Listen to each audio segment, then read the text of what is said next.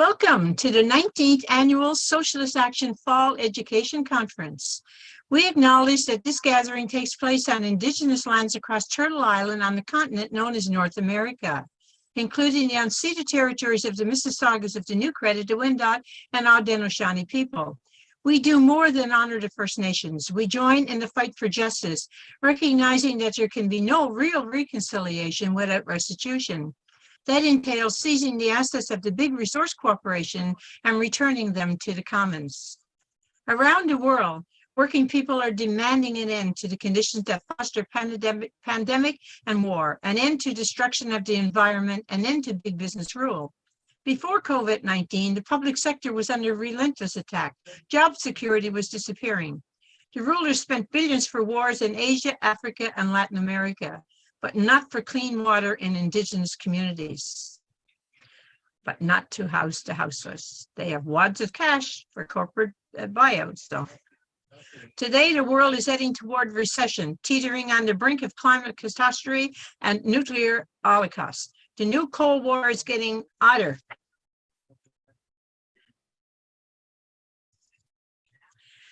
Sorry about that, folks. Today, the world is heading towards recession, teetering on the brink of climate and nuclear holocaust. The new Cold War is getting hotter.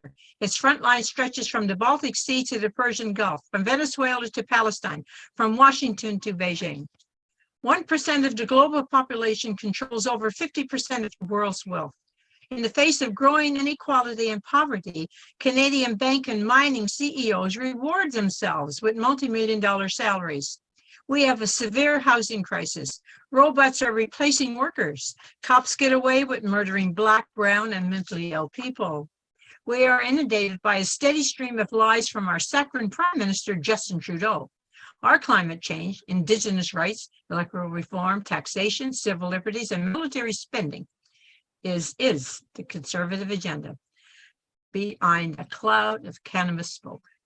On matters of imperialist war pipelines and trade, emergency powers, Trudeau is no feminist.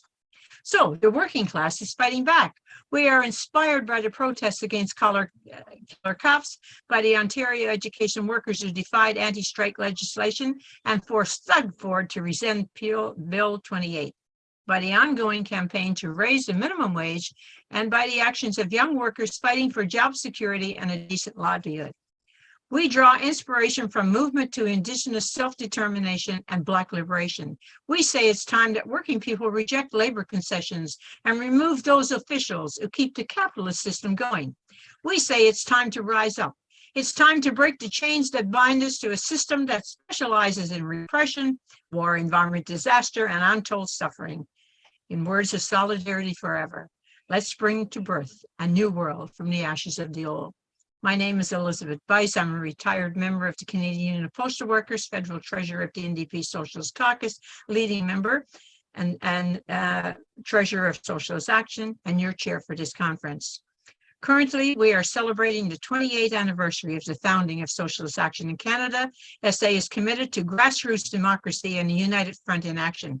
You can see our work in the NDP Socialist Caucus, the Workers' Action Movement, in the unions, and the Municipal Socialist Alliance and the Vote Socialist Vancouver, in campaigns of solidarity with Venezuela and Cuba, and in the fight against the Doug Ford conservatives.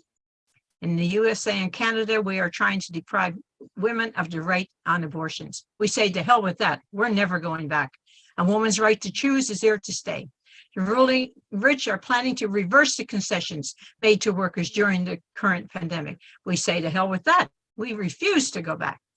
We demand permanent pay increases, safe working conditions, public ownership of all long-term care facilities, nationalize big oil, the giant telecoms, and the big banks. If you want to change the world, now is the time to get directly involved.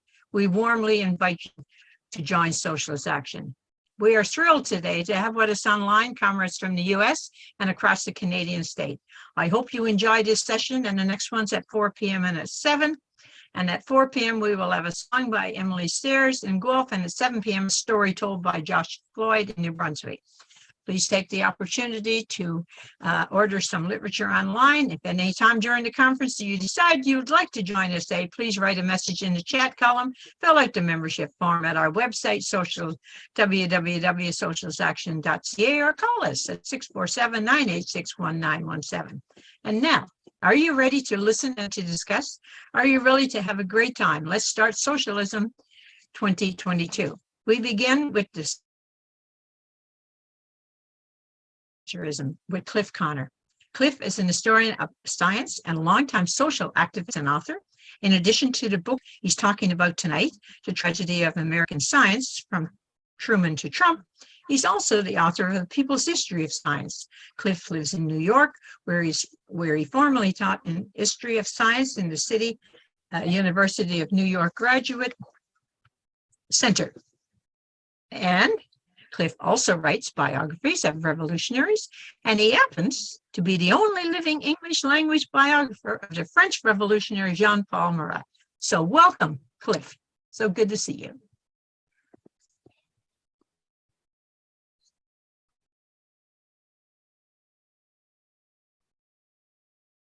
Hi, Elizabeth, and I want to thank Socialist Action Canada for inviting me to present some ideas. Let me start sharing the screen. I don't know if I have to do that or. Yep, just on your end.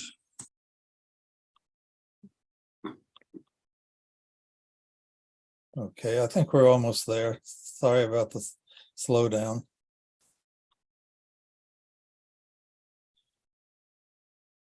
Okay, so thanks again for inviting me to present some ideas today about the grand abstraction called science, what science has accomplished, what science could have accomplished, and what science might yet accomplish in the future. Let me start by recalling a strange series of protest demonstrations that began in early 2017, just after Donald Trump was inaugurated as President of the United States. Oops. Slideshow doesn't seem to be working. Technical difficulties. Hold on a minute. Dave, can you help me? Yeah, I think if you just bring the window to the right a little bit, you'll see the slides on the left-hand side.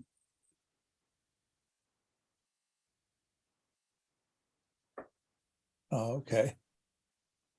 They seem to be working now. Okay.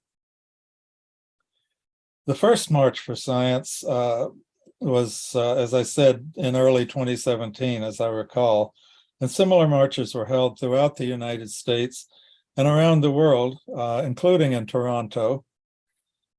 And then in some places, they became an annual affair. I've participated in these marches for science, and I recognize the seriousness of their purpose, but it still seems strange to be demonstrating in favor of or in defense of an abstract ideal like science, as it would be to have marches for truth or beauty or happiness. But we live in strange times. What was it that prompted the first March for Science in early 2017? Well, of course, it was the election of Donald Trump as President of the United States. Trump's election launched what innumerable pundits called a post-truth or post-fact era, an anti-enlightenment, an age of unreason. The public discourse in the United States was being taken over by clowns and charlatans, and the very idea of science seemed to be under siege. The marches for science were an instinctive reaction, an expression of pushback, however insufficient, against the Trump administration's explicit and dangerous anti-science agenda. However, and this is crucial, what has been called Trump's war against science didn't begin with Trump. The blustering demagogue's assault on science, on empirical reality and rationality, brought pre-existing trends to the surface and made them more obvious, but they had been incubating since the end of the Second World War. The ideological roots of Trumpian anti-science were in the Cold War, in the mass social psychosis known as McCarthyism. The direct ideological lineage from Joseph McCarthy to Donald Trump was embodied in the flesh by a corrupt lawyer named Roy Cohn, one of the most sinister characters in U.S. history. McCarthy was Roy Cohn's mentor, and later Roy Cohn became Trump's mentor in dishonesty and demagoguery. But as I said, the war against science began long ago, and it was created and driven by ultra-wealthy donors who financed right-wing think tanks, politicians, and media giants. They represented powerful economic and political forces that are determined to destroy the public sphere of the economy by privatizing everything they can get their hands on. Their single-minded goal is to lower their taxes to zero and eliminate governmental regulation of their businesses, especially with regard to environmental and public health protection. Their anti-science campaigns seek to weaken governmental oversight of commercial activities that contaminate the air we breathe, the water we drink, the food we eat, and the medicines we take. Meanwhile, their crusade is increasingly incompatible with empirical reality, rationality, knowledge, and evidence-based policy. And that's why they feel the need to wage open warfare against science. Although that war didn't begin with Trump, it was greatly intensified during his 4 years in office. I try to be careful whenever I use the F word because I'm aware that using fascism as a generic epithet is counterproductive. My only point here is that anyone who is familiar with the history of fascism is aware that the deliberate propagation of mass irrationality is a prominent feature of fascist movements, and the aggressively irrationalist character of the movement that Trump and his minions encourage, with QAnon conspiracy theories, climate change denial, racial superiority theories, white nationalist mythology, and so forth, is a hallmark of fascist politics.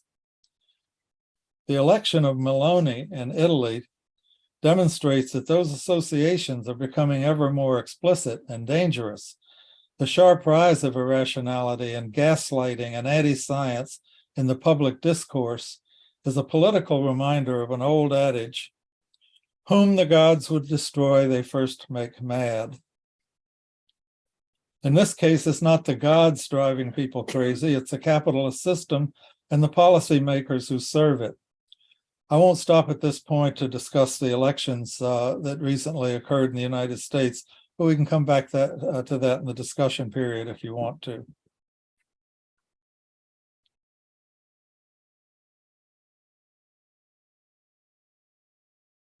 The first major campaign in the modern war against science was launched in the 1950s by the tobacco industry when it found its profits threatened by scientific evidence that cigarette smoking was killing people by the millions. Before the advent of mass-produced cigarettes, lung cancer was relatively rare. It was a relatively rare condition representing only 1% of all cancers, while today it's the #1 cause of cancer deaths in the United States, and according to the World Health Organization, more than 8 million people worldwide die from tobacco use every year. So when the carcinogenic and addictive properties of cigarette smoke began to be revealed by scientific research, what did the tobacco companies do? They realized that it would jeopardize their profits in 3 major ways. First, it would cause a sharp decline in the market for their products. Second, legislatures and regulatory agencies would demand costly changes in their operations.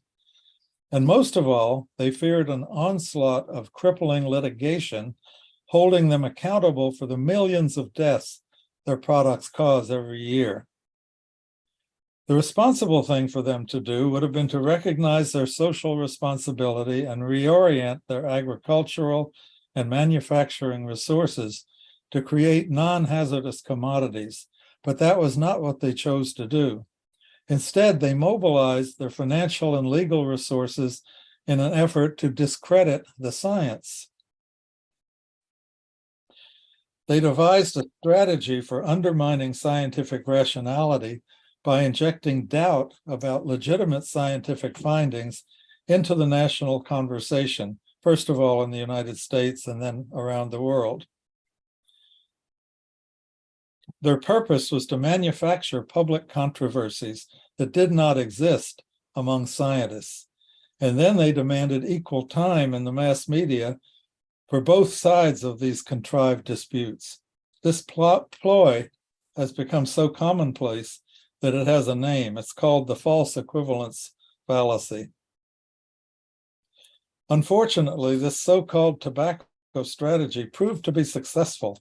Public opinion was, as intended, confused.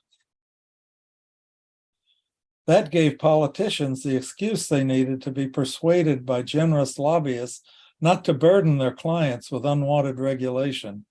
And for decades, all of the many lawsuits against big tobacco were stymied by corporate defense lawyers and their scientific experts skillfully arguing reasonable doubt. Eventually, the evidence of cigarette smoking's responsibility for causing lung cancer overwhelmed the campaign of doubt and denial, and multi-million dollar,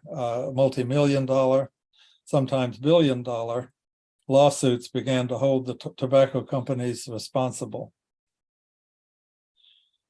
Surgeon General's reports began officially warning smokers of the dangers of smoking, and although regulatory agencies didn't ban cigarettes outright, at least they were heavily taxed. They were no longer allowed in many public and private spaces, and they were prohibited from being advertised in key media. So although these reforms are all to the good, they don't seem nearly good enough when you consider that still today the global annual death toll from smoking is 8 million and rising. 8 million cigarette deaths a year has become so normalized that the world tends to take it for granted. But to put it into perspective, that's almost triple the mortality rate of COVID-19 during the past 2.5 years. The consequence of all this is that the so-called tobacco strategy allowed the cigarette industry to survive despite its criminal nature. And that success prompted other industries to follow its lead and adopt the same techniques. Agribusiness, big pharma, and the fossil fuels industries learned how to challenge independent research into the effects on human health and environment of pesticides, medicines, and fossil fuels. The most notorious and consequential of these manufactured doubt campaigns has been climate change denial, promoted by the oil, gas, and coal producers. The war on science is being waged on a number of fronts and battlegrounds, and the number one battle over the past several decades has been the loud and persistent denial of the reality of anthropogenic global heating. Climate change denial has been the focus of a massively funded campaign of disinformation designed to counter the demands that governmental power be mobilized to control and decrease the amount of greenhouse gases, especially carbon dioxide, in the Earth's atmosphere. After all is said and done, there really is only one surefire, effective way to do that, and it's summed up in the slogan, "Keep fossil fuels in the ground." The debate with climate change deniers is not a scientific dispute where both sides are trying to get to the truth. The arguments of the fossil fuel lobbyists and the politicians on their payroll are not made in good faith. They're simply running a public relations disinformation campaign on behalf of billionaire investors who own the fossil fuels industries. Those are trillion-dollar industries. The last time I checked, the global oil market was worth about $1.7 trillion a year, and the coal industry was also valued at more than $1 trillion. Those investors don't want to see trillions of dollars of their personal wealth rendered worthless by being left in the ground. So they put up a fierce resistance, and we have to wage an equally fierce uphill political battle against them.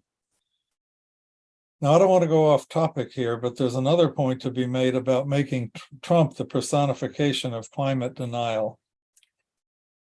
Of course, the stupidity of his denials could hardly be more blatant or absurd, but the problem can't be solved by simply getting rid of Trump. Trump has been out of office for more than 2 years now, and that's all to the good.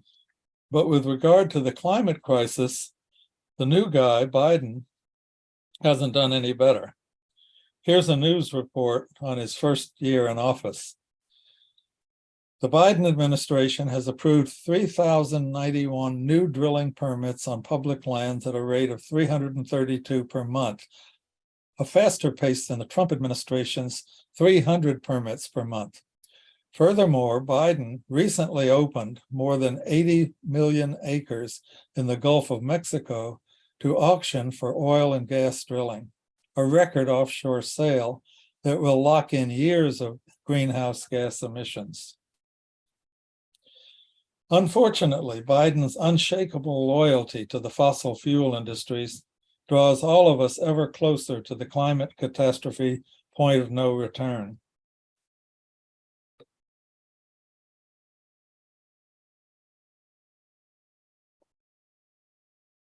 Now I want to turn in another direction to another aspect of the science wars, which is a mirror image of the struggle that I've been describing against know-nothings who deny the authority of science altogether.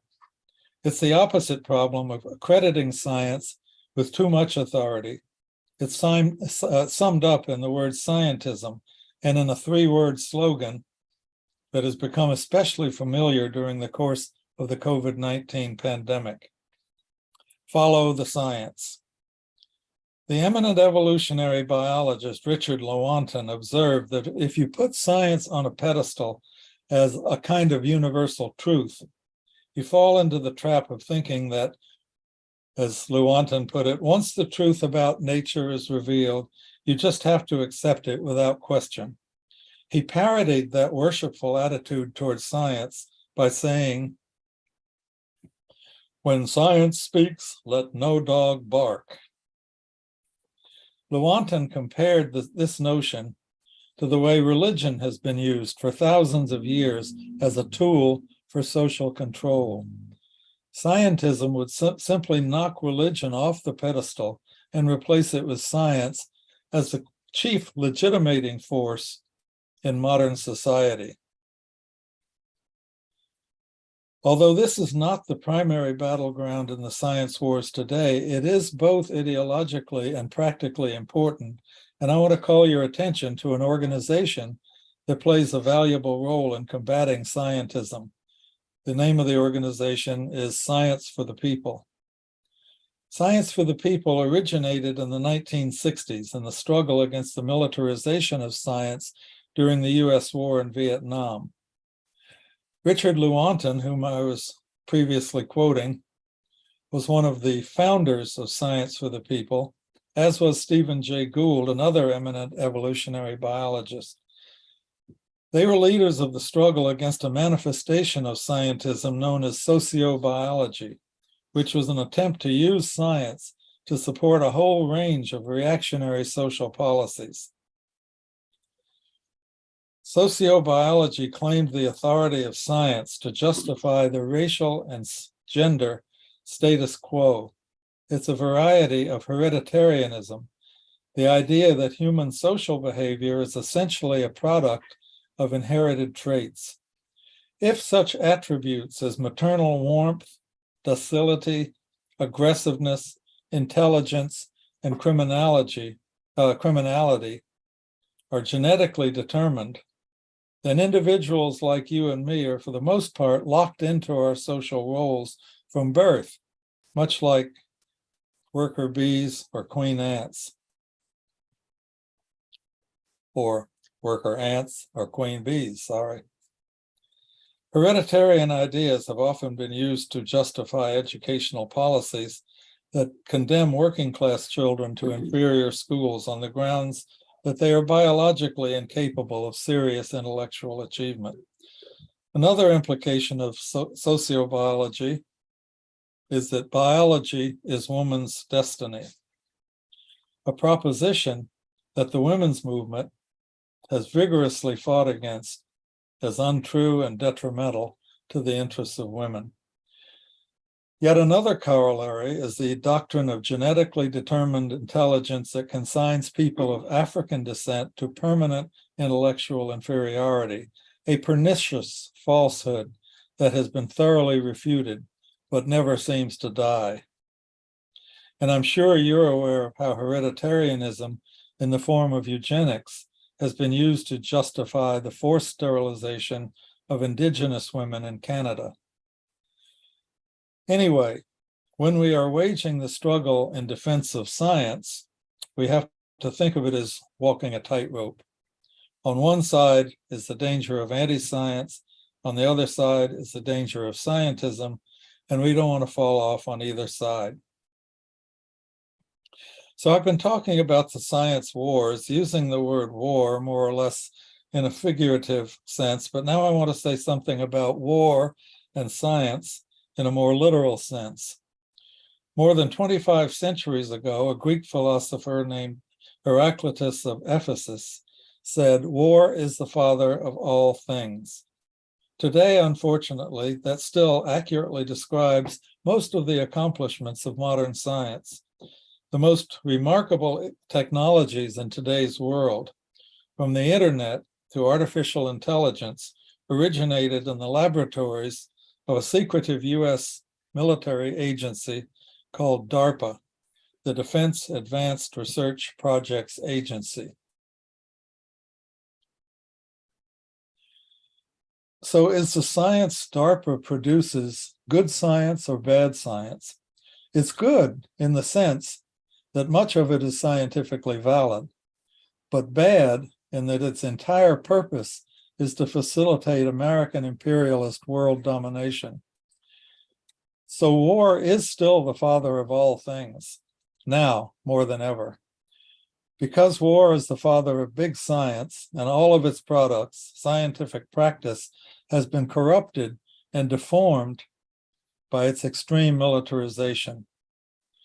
And of all the countries in the world, the United States is by far the most responsible for subordinating science to an insatiable lust for global military conquest.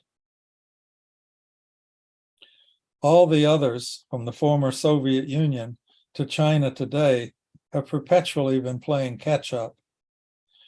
Since the end of World War II and the onset of the Cold War, the primary mission of American science has been to create new and more efficient ways to kill people in large numbers, from thermonuclear bombs to robot drones, cluster munitions, and anti-personnel weaponry of seemingly infinite variety.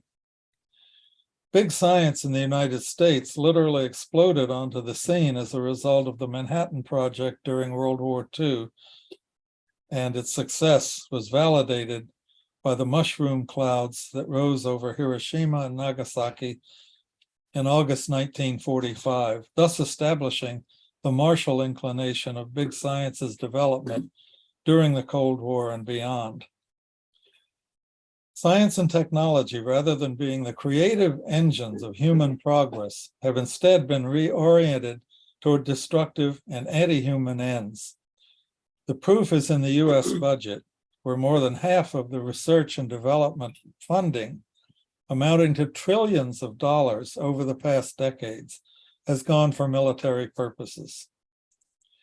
The result is that contemporary science has been transformed from a creative force for the benefit of humanity into a destructive force concerned only with perfecting the technology of death. I don't think I have to spend much time convincing you of that because it's so unfortunately obvious. But I do want to lament how most people in the United States and the world simply take the immensity of the military spending for granted, ignoring it like the proverbial elephant in the room. Governments spending hundreds of billions and even trillions of dollars every year on weapons and warfare has become so commonplace that most people pay very little attention to it anymore.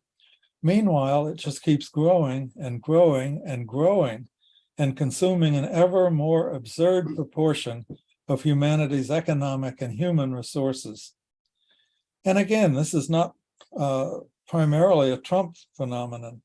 When Trump was in office, he played his role as the Pentagon's useful idiot, but those who had hoped Trump's replacement by Biden would somehow rein in the out-of-control growth of military spending were sorely disappointed. As a matter of fact, in his first 2 years as president, Biden has accelerated the militarization of American society and science.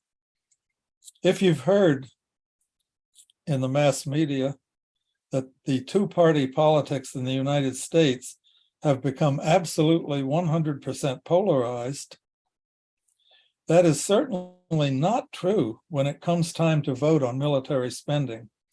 Giving ever more money to the Pentagon is a fully bipartisan issue on which Democrats and Republicans totally agree.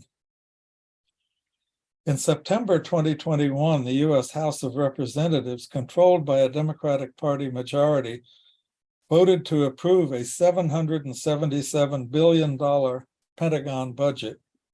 That was $39 billion more than Trump's final budget.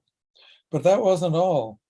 The February 2022 Russian invasion of Ukraine prompted the generals and their lobbyists to demand even more funding, and Warhawk pundits and politicians launched an enthusiastic campaign to support them. The upshot was that the Biden administration added tens of billions of dollars more, raising it, as you see on the bottom line of that graphic, to $813 billion. It's important to remember that these astronomical amounts are only the official figures. They leave out a lot. In fact, as this chart reveals, the amount the United States actually spends every year on past, present, and future wars surpassed $1 trillion well more than a decade ago, and has been rising sharply ever since.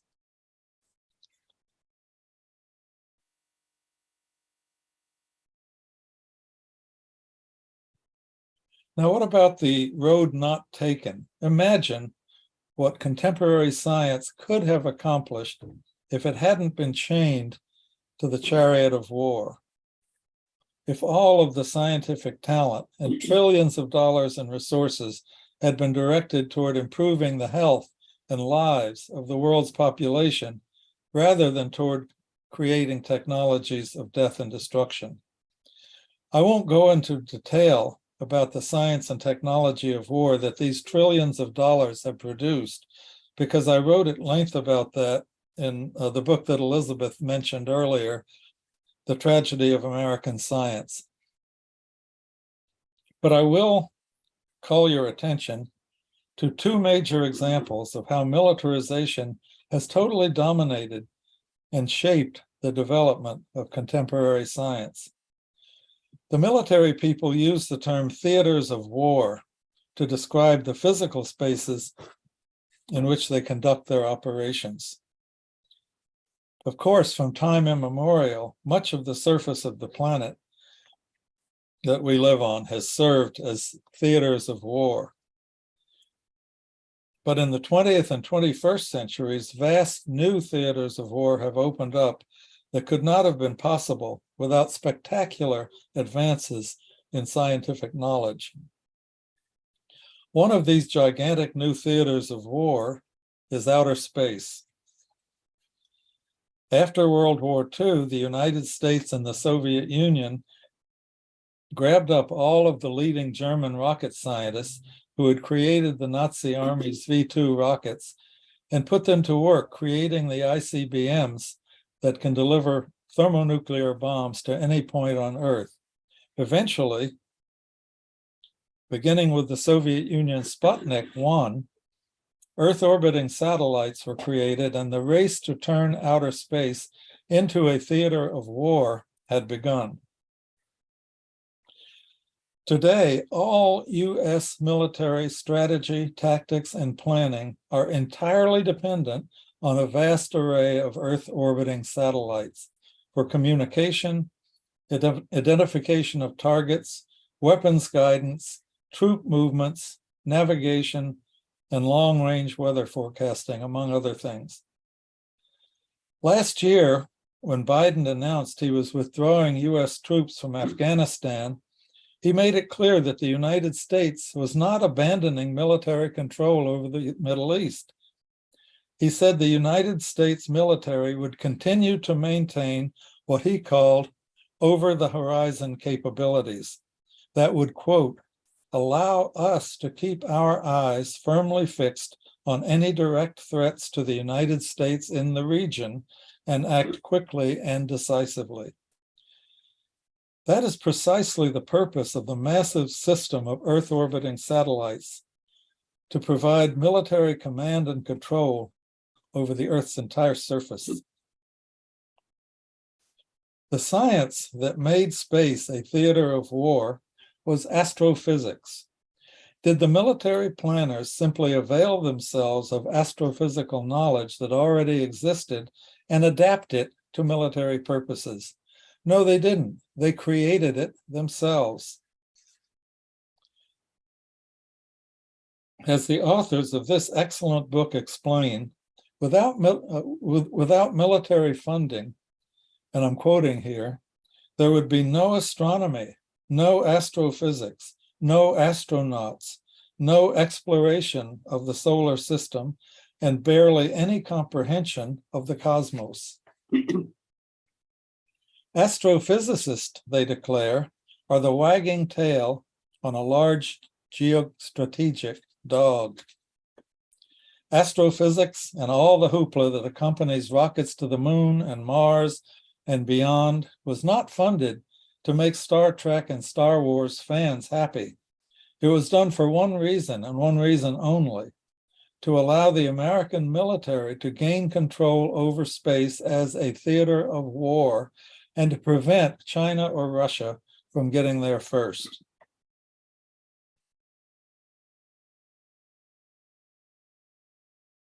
So space is one vast theater of war that American science created during the Cold War, and the other one was the oceans of the planet Earth.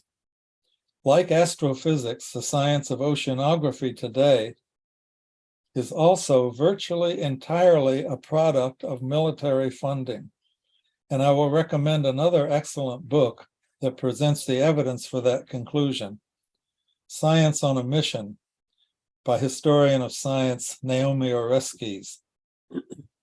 As that blurb above the title says, I'll blow it up, this book explains how military funding shaped what we do and don't know about the ocean.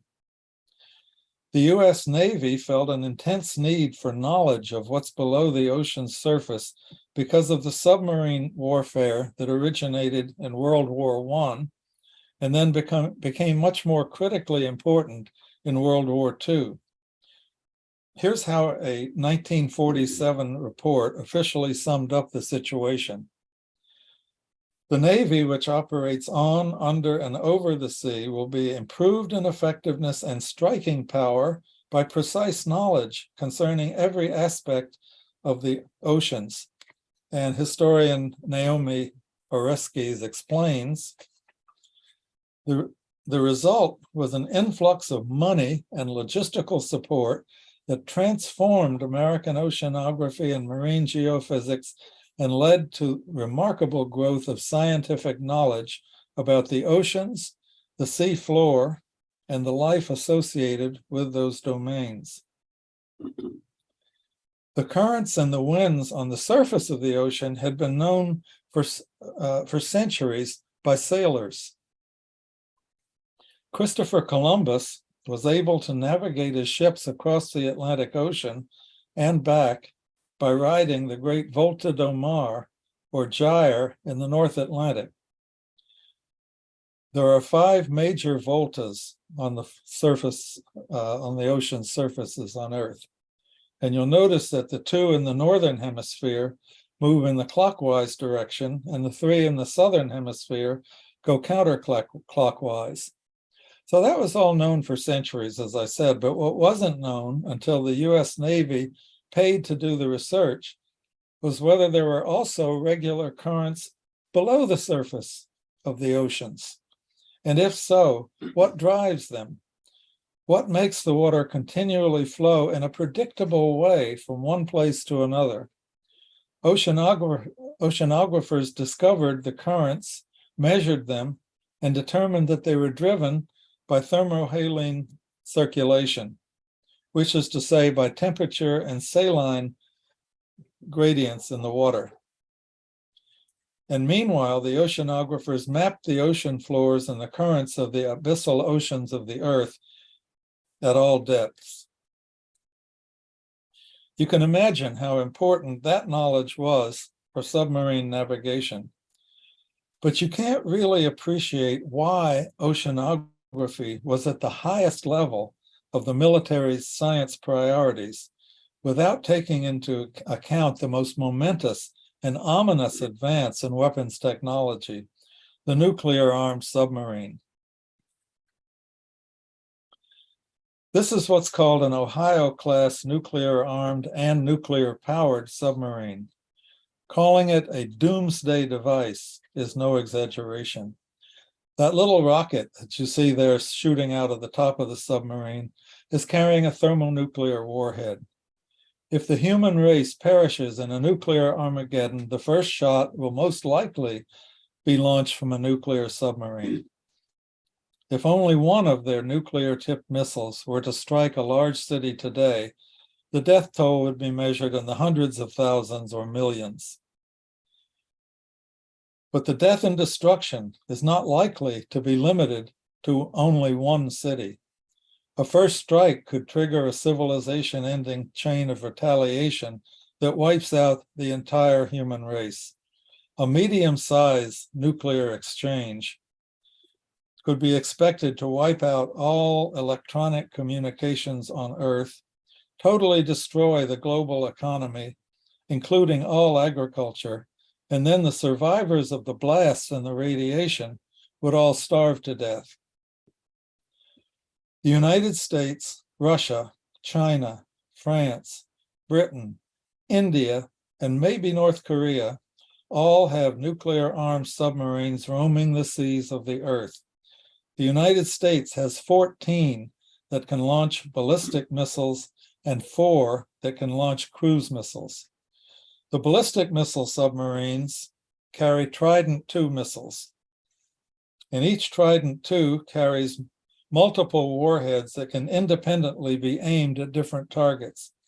Each one of those warheads is many times more powerful than the bombs that destroyed Hiroshima and Nagasaki. I've listed at the bottom of that graphic the multiples of the power of the Hiroshima and Nagasaki bombs. I'll give you a second or two there to take that in.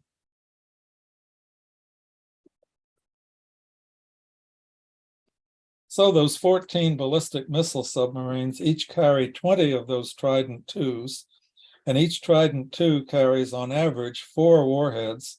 So doing the math shows that the United States alone has 1,120 of these nuclear warheads deployed and ready to launch from ever-changing locations throughout the oceans of the world.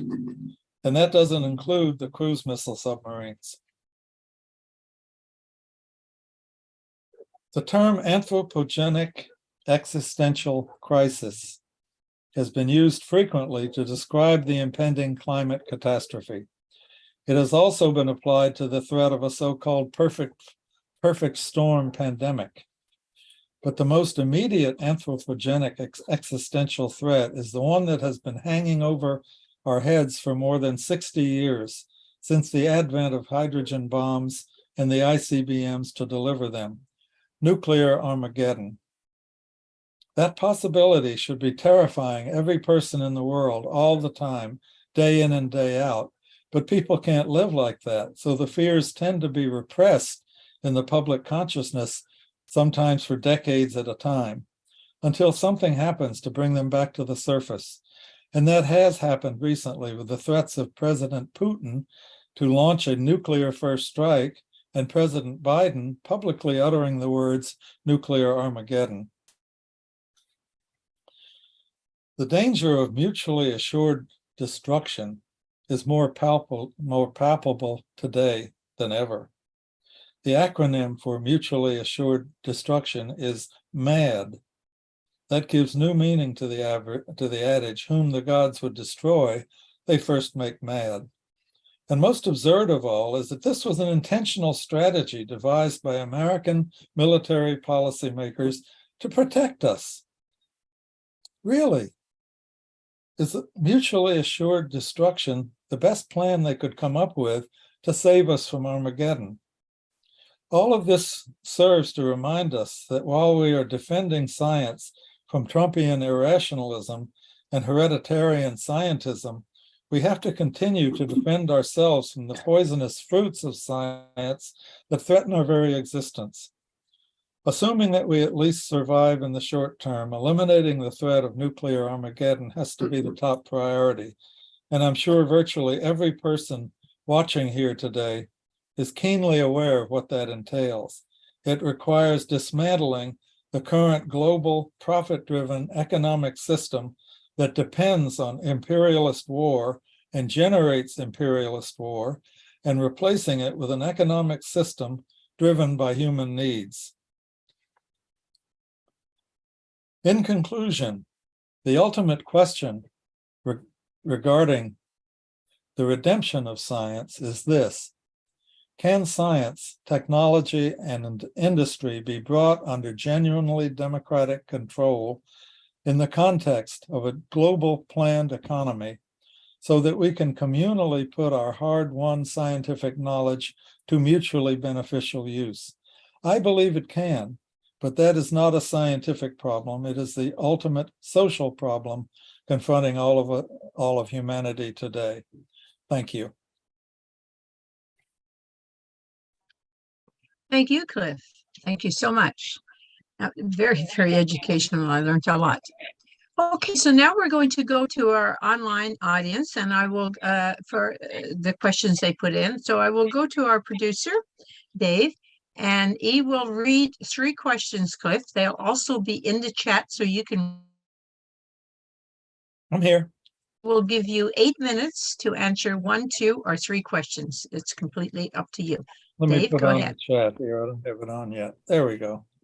Yeah, so the first question comes from Mark Lister. They ask, how did COVID-19 minimization, such as the Great Barrington Declaration, gain popularity? Have our public health institutions been co-opted by capital interests? The second question comes from Ellen Ramsey. What arguments do you make when people say that all science is tainted by the agencies driven by profit? The third question comes from Barry Weisletter. What do you think of the outcome of the midterms US elections? Okay, Cliff, you have up to 8 minutes. Okay, let me see here. I got them in the chat so I can see them. If Big Pharma is untrustworthy and its science is corrupt, why should anybody trust the COVID-19 vaccines that they're making and making billions of dollars selling? Some well-meaning people, I think, have tried to convince us that of a false syllogism. Big Pharma's science is untrustworthy, a true premise. Big Pharma makes the COVID vaccines. That premise is also true. Therefore, the COVID vaccines are untrustworthy. That's the conclusion, and it isn't true, despite the fact that the 2 premises are true. It's a false syllogism. I will remind you, and this, I think, goes to answer 2 of the questions that you gave me there a minute ago. Just as Karl Marx's critique of capitalist production isn't primarily that it's corrupt, my critique of Big Pharma isn't primarily that its science is corrupt, although there have certainly been plenty of major examples of its corruption, most recently with the opioids crisis, which was a direct result of corruption. With regard to the Big Pharma COVID vaccines, however, the science, including the use of the mRNA technology, has been valid. I'll explain a little more about that in a minute. Big Pharma has immense financial resources and can afford to hire the best scientists and laboratories in the world. It has often demonstrated its capacity to accomplish remarkable scientific feats when it wants to, but that's the rub. It has to want to. And the only thing that can make it want to is what? Enormous profits, supersized profits, material rewards, in other words. But it took a massive infusion of government money, not private capital, to incentivize the research and development of several viable vaccines. There was no good reason why all those billions of dollars should have been funneled through private corporations, but the Trump and Biden administrations both allowed private investors to organize and control the vaccine research and production, and to become fabulously wealthy by taking all the profits for themselves. A more rational and equitable approach would have been to cut private investment out of the picture entirely by nationalizing them or socializing them, make them in national laboratories, in other words. As for why we should trust I said earlier that the technology that Big Pharma has produced here with the COVID vaccines is trustworthy. They've been proven to be safe and effective. The proof of that isn't only in the official clinical trials. I'm talking about the billions and billions of injections that you and I and people all over the world have taken in our arms over the past couple of years. The anti-vax movements, whether from the right wing or from the left wing, do an immense disservice to all of us by undermining public confidence in a fundamental element of public health. Okay, let me see. Looking back at the I think that covers the first couple of questions, and maybe the third one. What do I think of the outcome of the midterms, US elections? On the surface, I think you're probably aware it was a familiar, impossible situation for the American working class. It was a contest between two capitalist, pro-imperialist parties, and one of them came out slightly ahead of the other. In that sense, it was business as usual. However, it wasn't a normal American election because one of the two bourgeois parties fielded a large number of candidates that represented what I would describe as a genuine threat to bourgeois democracy in the United States. They were saying, like their demagogic leader, Donald Trump, that if they lost the election, they wouldn't accept the result as legitimate.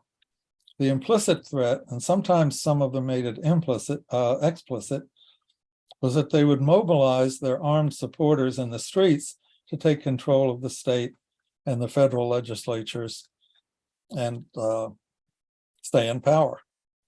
On the other hand, if they had won the sweeping electoral victory they thought they deserved, I don't know if in Canada you heard the phrase, the red tide that they were expecting, but it didn't materialize. But if it had, and they had won a sweeping victory, they would have then had the means to legally solidify their grip on the American electoral system so they could remain in power permanently. That would put the United States on a slippery slope to a permanent right-wing dictatorship of the sort that presently exists in Orban's Hungary or Erdogan's Turkey or Putin's Russia.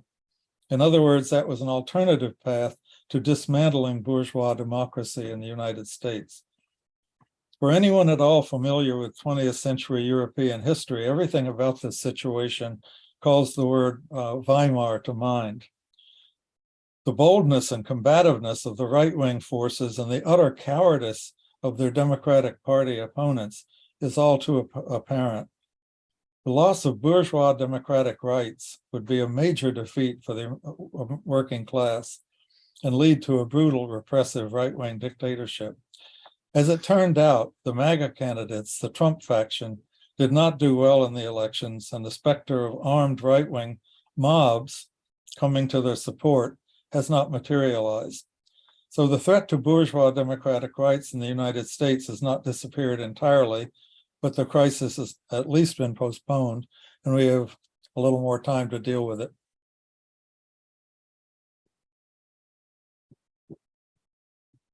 Okay, thank you, Cliff. We're going to go back to Dave for 3 more questions. And once again, you'll have up to 8 minutes, Cliff. Dave? The first question comes from Julius A. How do we make the study and confidence of the scientific method popular in society? The second question comes from Judy Kosh. How does big business treat its workers in a totally unscientific manner? The third question is ever increasing war spending a systemic problem of the capitalist system, or is a peacetime capitalist economy a real possibility? Okay, Cliff, you can read them in the chat and you have up to 8 minutes. Okay.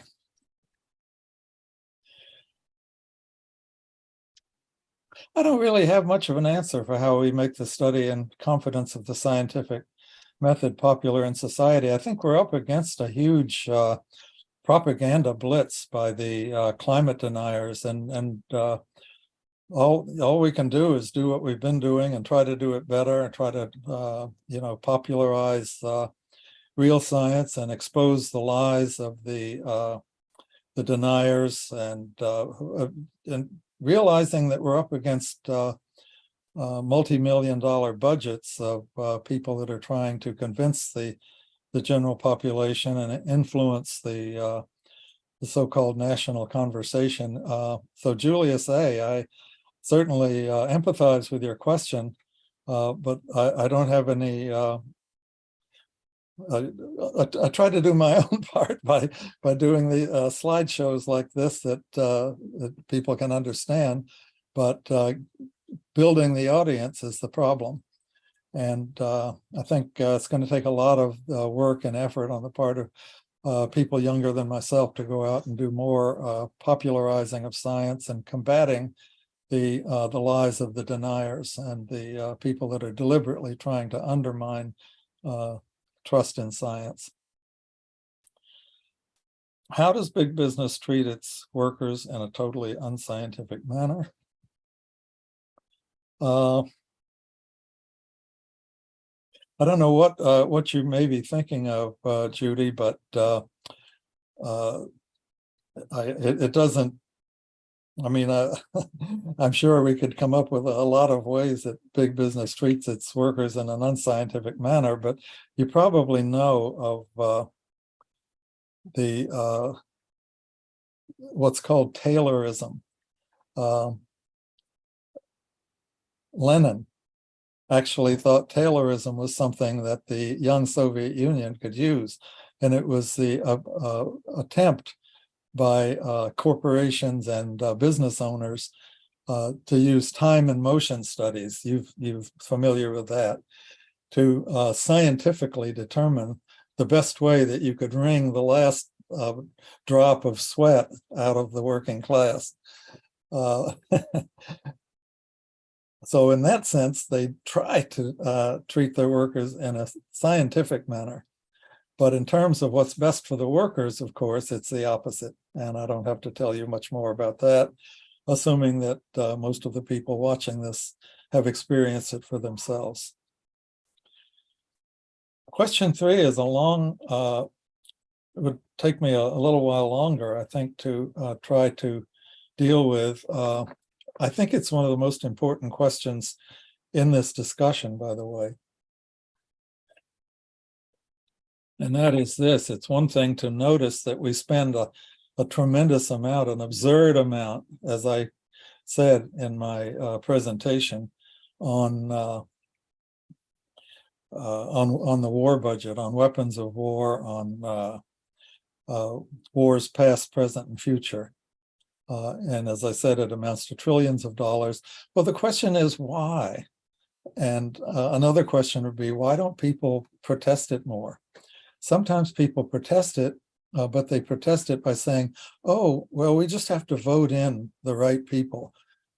Usually they're thinking about Democrats, but we see that the Democrats act exactly the same as the Republicans when it comes to this question. They give all the money to the defense industry and to DARPA, and so forth. So the question is, and then people say, oh, well, why can't we just take all that money, we'll vote in politicians that will support our demand to take that money and use it for schools, and use it for public health, and use it for helping people. But it never does. And the question is why? Is there some built-in feature of capitalism that prevents it from doing that? I'm saying that it's impossible, that the economy cannot be retooled short of changing the fundamental operation of the economy itself away from being motivated by profits and toward being motivated for human needs. If you could achieve that kind of an economy, which of course we call a socialist economy, then you could take all of the money that has been generated to fund war spending and use it for human needs, for schools, and et cetera, et cetera, et cetera. I explain this in the book, by the way, and I won't be able to explain it very thoroughly now, but I can give you an outline of the answer. I use the phrase weaponized Keynesianism, and I explain what it has to do with Keynesian economics in the book. Sometimes the phrase is also used, military Keynesianism, as a means of signifying why the American economy in particular is so extremely dependent on military spending, why the United States devotes an absurd proportion of its national wealth to weapons and war, and why the military budget keeps growing year in and year out. And here's what it boils down to. Without the more than $1 trillion a year in military spending, the American economy would very rapidly collapse into permanent paralysis. In the United States today, if the Pentagon stopped providing a gigantic artificial market for industrial production, millions of workers, and not only workers in weapons plants, would lose their livelihoods. Without paychecks, they wouldn't be able to buy goods or services, and the wheels of the national economy would grind to a halt. And because of the US economy's weight in the global economy would also collapse. So what has this got to do with science? Although military research only accounts for a fraction of the trillions of dollars in war spending, it's the R&D money spent on creating high-tech weaponry that's at the base of the whole pyramid. It's the science and technology that creates the weapons that the military budget spends trillions of tax dollars on.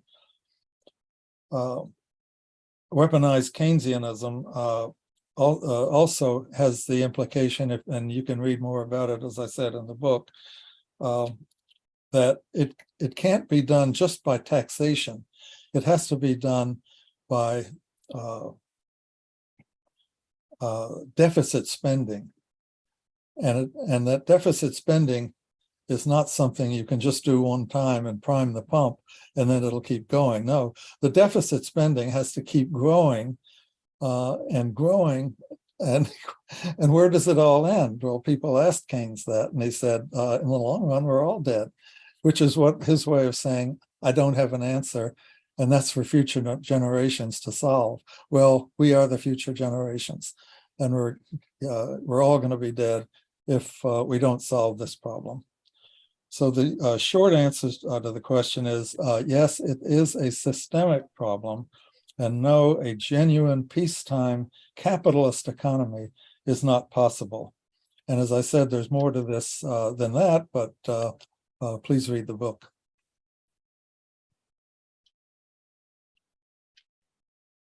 Yes, please read the book. Okay, so we're going back to our producer for 3 more questions. And once again, you will have 8 minutes. First question is, how do socialist societies such as Cuba use scientific knowledge for more socially productive uses compared to capitalist societies focused on war? The second question is, what do you think about the high-tech US military aid to Ukraine? The third question is, what is the solution to the tragedy of contemporary science? Are there any concrete steps that could be taken immediately towards remedying the problems arising from corporatization and militarization? Okay, you have 8 minutes, Cliff. I'm glad someone asked about Cuba. In my book, I felt like I was just being totally negative about everything in the world, but at least I had Cuba as an example to point to of a possibility, small on the by comparison with the population of the world. Cuba is a small country, but they have managed to organize their economy in a way that actually does point the way, at least, toward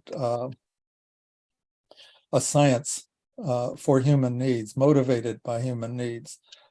And the way they did it, first of all, you have to realize that when the Soviet Union came into being, they had to compete with the United States on a military basis.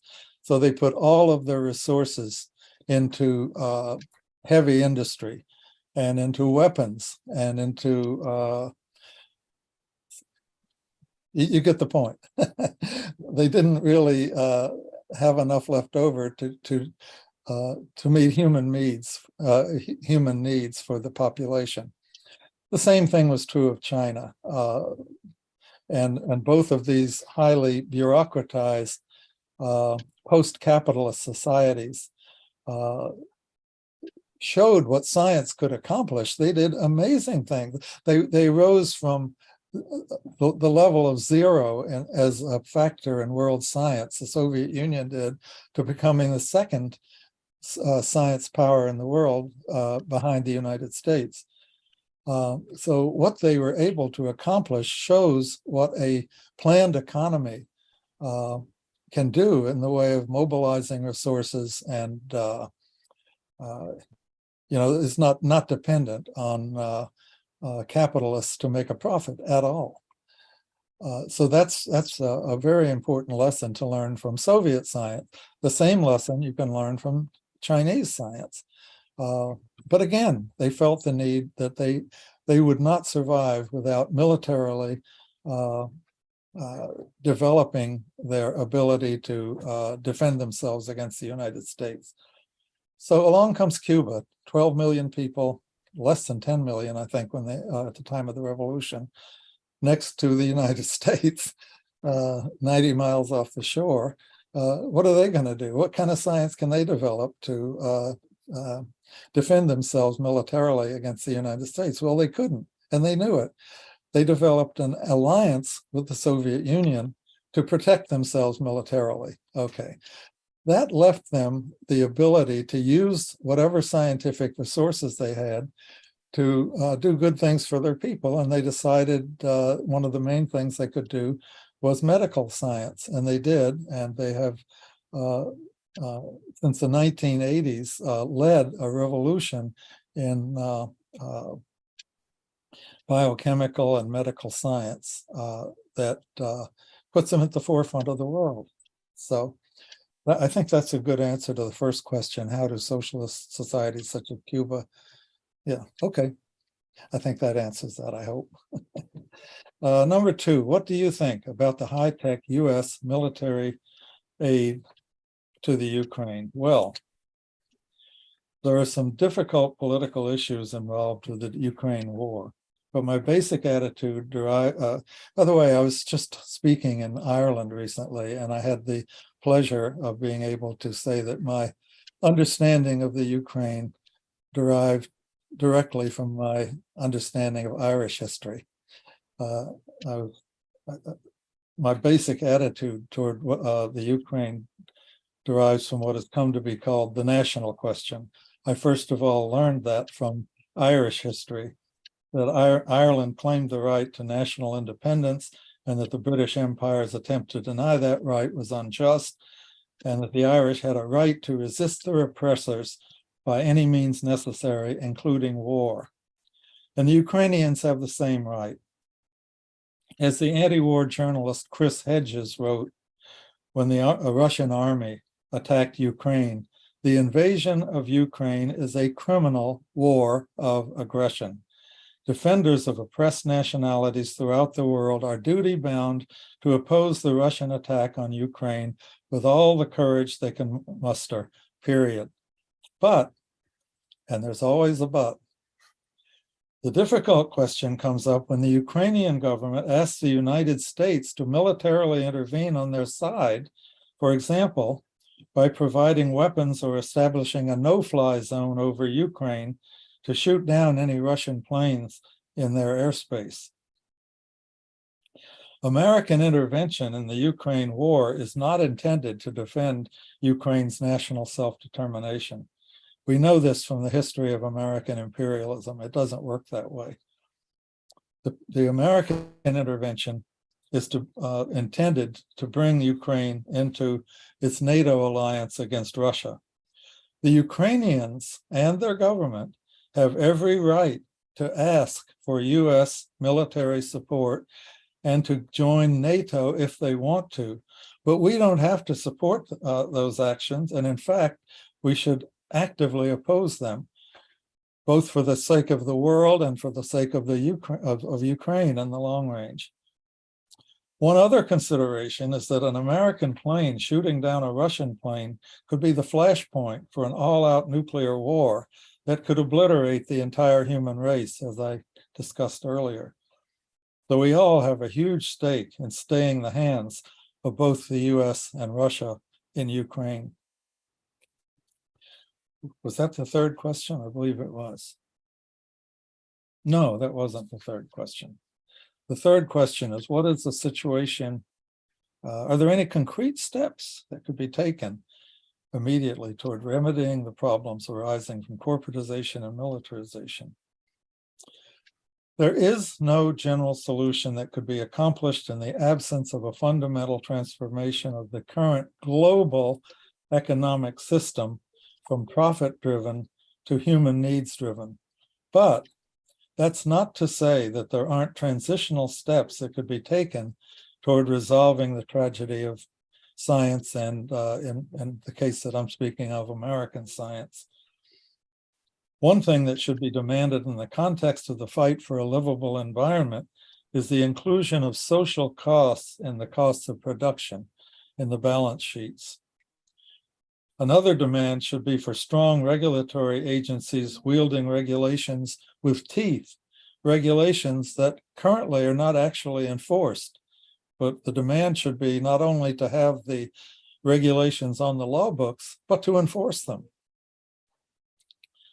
Another set of demands I alluded to earlier is for the nationalization, or better yet, socialization, the difference being if you nationalize the American industries now under the Biden administration, there's still a lot of fight left to do. But if you could socialize them under a government that actually cares about the human costs and the human needs, then that's what we need. But the first step is nationalization, and then forcing the nationalized industries to do what they're supposed to do for our sake.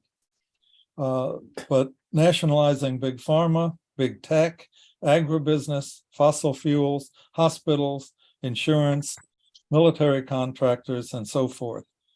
These are all demands for reforms, but to the extent that they are fought for and won, they point the way and lead the way toward the socialist transformation of society that is what we ultimately need. Okay, thank you, Cliff. We're going back now for our last round of questions. And yes. Well, I was going to beg off if I'm kind of exhausted. Okay. It's important, but I'd prefer to move along. So you have to go now? Well, I don't have to, but I don't No, know. that's what I'm saying. No, if you need to go, Cliff, that's fine. I just want to be clear. I'm mentally exhausted. Okay, fine. And we I- thank you. We thank you very, very much for being on the panel and giving up your family time on Thanksgiving. We really, really appreciate it. And I appreciate it. Marouche was there by your side listening and support. Thank you, Marouche and Peter. So thank you so much. Happy Thanksgiving to you all. Thank you. Okay, and we'll Emily, thank talk you. soon. Although I'm exhausted, I'm very happy to have done this and appreciate having been invited. Thank you.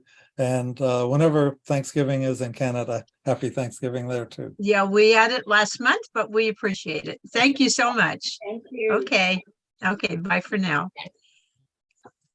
Okay, folks, so this is a wrap on the first session. As you heard, our speaker had to leave. He gave up time for his Thanksgiving and he was exhausted.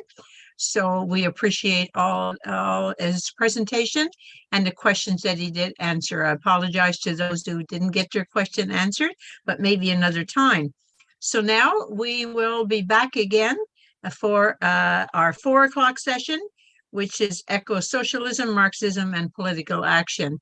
So everybody should be online and ready to go in the audience, or especially the participants should be here at least 15 minutes in advance. Those who are in our audience, be here at 5:02 so you can be ready to listen in and put your questions in. So thanks again to all of you listening and hope to see you all back. Bye for now. See you at 4.